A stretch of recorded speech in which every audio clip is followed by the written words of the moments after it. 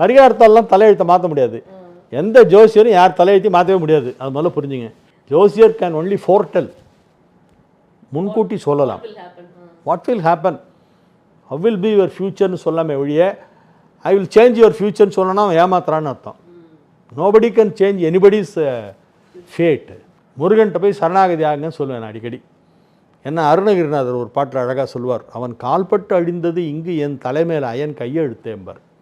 முருகனுடைய கால்பட்டு அழிந்தது இங்கு என் தலைமையில் அயன், அயன்னா பிரம்மா, அயன் கையெழுத்து. பிரம்மா எழுதின தலையெழுத்து முருகனுடைய திருவடி தீட்சை கிடச்சது டோட்டலாக மாறிடுச்சு.